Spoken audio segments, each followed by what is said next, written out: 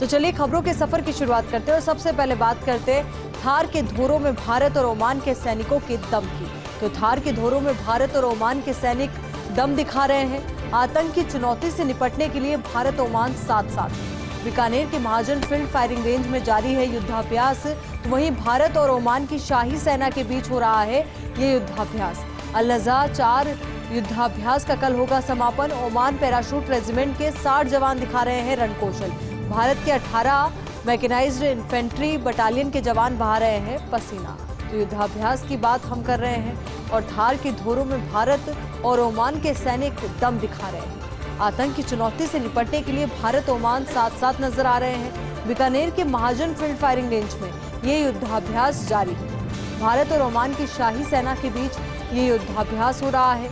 अल-नज़ा 4 युद्धाभ्यास का कल होगा समापन। ओमान पैराशूट रेजिमेंट के 60 जवान रणकौशल दिखा रहे हैं। भारत के 18 मैकेनाइज्ड इन्फेंट्री बटालियन के जवान पसीना बहा रहे हैं।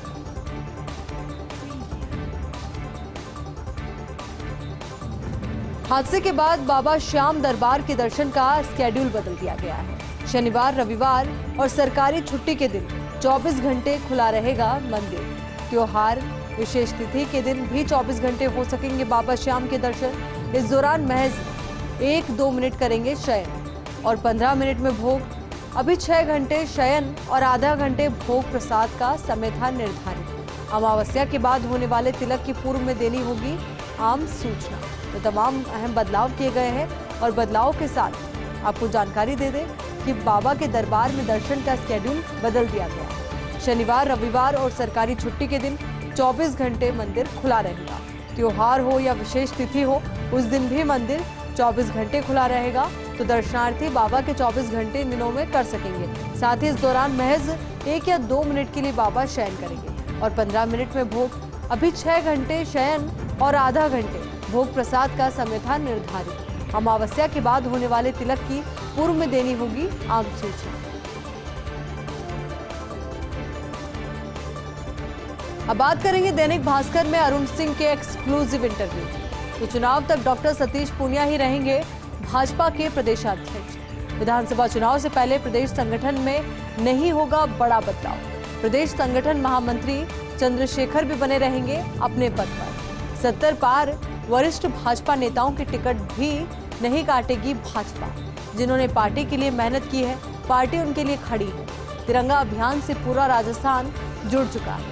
प्रदेश प्रभारी अरुण सिंह ने राजस्थान में भाजपा सरकार का दावा किया है और कहा है कि भाजपा की सरकार राजस्थान में रिकॉर्ड सीटों के साथ आएगी। भाजपा ने युवाओं को मौका देने की बात जमीनी स्तर पर लागू की है। तो बेहद खास और एक्सक्लूसिव ये इंटरव्यू रहा अरुण सिंह का और इस इंटरव्यू के दौरान उनकी ओर से इशारों में कई अहम बातें कही गई है।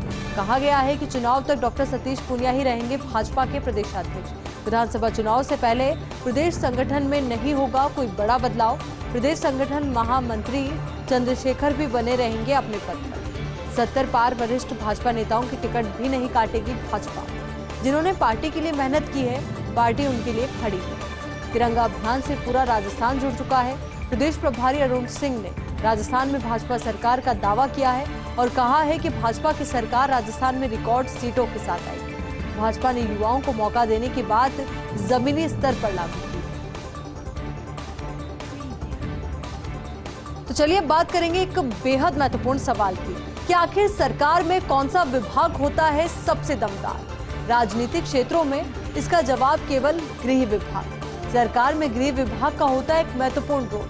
इसी विभाग के दम पर कहीं सरकारें गिरी तो कहीं बची है। महाराष्ट्र में ठाकरे और एमपी में कमलनाथ ने खुद के पास नहीं रखा था गृह विभाग और नतीजतन दोनों ही राज्यों में गिर गई महागठबंधन और कांग्रेस की सरकार। लेकिन राजस्थान और बिहार में गहलोत और नीतीश ने खुद के पास ही रखा है गृह विभाग और इस गृह विभाग के दम पर ही दोनों मुख्यमंत्रियों ने बचाई है अपनी सरकार। बाकायदा नीतीश कुमार ने नए गठबंधन के साथ ली है 8वीं बार मुख्यमंत्री पद की शपथ। इसी प्रकार यूपी, पंजाब, ओडिशा और हिमाचल में भी सीएम ने अपने पास ही रखा है गृह विभाग। तो बेहद महत्वपूर्ण ये सवाल और सवाल का जवाब भी हम आपको बता दें कि आखिर सरकार में कौन सा विभाग होता है सबसे दमदार। राजनीति के क्षेत्र की अगर हम बात करें तो इसका जवाब है सिर्फ और सिर्फ गृह विभाग। सरकार में गृह विभाग का होता है एक महत्वपूर्ण रोल। किसी विभाग के दम पर कहीं सरकारें गिर गई तो कहीं बच गई है। महाराष्ट्र में ठाकरे और एमपी में कमलनाथ ने खुद के पास नहीं रखा था गृह विभाग और नतीजतन दोनों ही राज्यों में सरकार गिर गई। महागठबंधन और कांग्रेस की ये सरकार थी, लेकिन राजस्थान और बिहार में गहलोत और नीतीश ने खुद के पास ही रखा है गृह विभाग और इस गृह विभाग के दम पर ही दोनों मुख्यमंत्रियों ने अपनी सरकार बचाई। बाकायदा नीतीश कुमार ने नए गठबंधन के साथ ली है 8वीं बार मुख्यमंत्री पद की शपथ। इसी प्रकार यूपी, पंजाब, ओडिशा और हिमाचल में भी सीएम ने अपने पास ही रखा है गृह विभाग। अब बात करेंगे जगदीप धनखड़ की। तो एक दिन भी बर्बाद नहीं करना चाहते हैं धनखड़। शपथ के पहले दिन ही बन गया कामकाज का एजेंडा। सबसे पहले उपराष्ट्रपति निवास में शिफ्ट हुए धनखड़।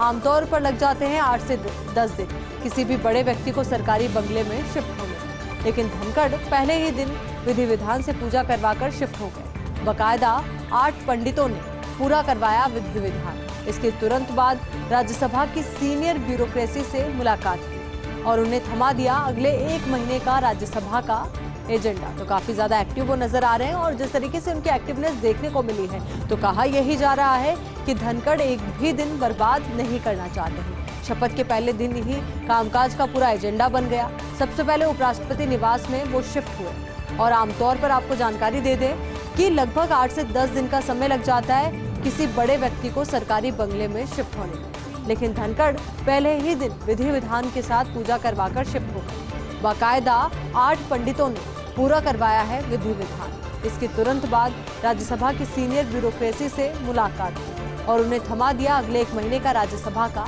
एजेंडा। संस्कृत दिवस पर राज्यपाल कलराज मिश्र का पत्रिका में आलेख।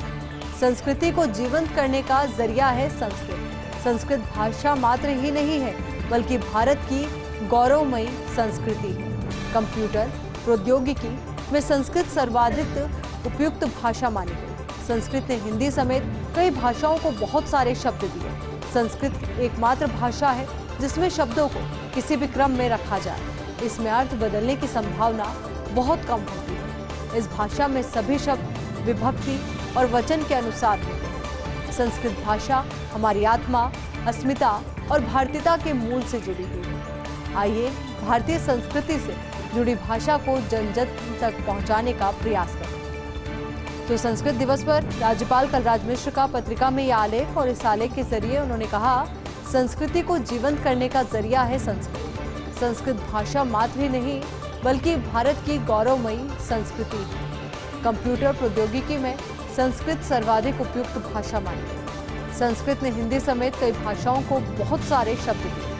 संस्कृत एकमात्र भाषा है जिसमें शब्दों को किसी भी क्रम में रखा जाए। इसमें अर्थ बदलने की संभावना बहुत कम होती है। इस भाषा में सभी शब्द विभक्ति और वचन के अनुसार होते हैं। संस्कृत भाषा हमारी आत्मा, अस्मिता और भारतीयता के मूल से जुड़ी हुई है। आइए भारतीय संस्कृति से जुड़ी भाषा को जन जन तक पहुंचाने का प्रयास करें। तो यह अहम बात राज्यपाल कलराज मिश्र के द्वारा कही गई। संस्कृत दिवस के मौके पर उन्होंने तमाम अहम बातें कही और साथ ही उन्होंने ये जिक्र भी किया कि संस्कृत जन जन की भाषा है।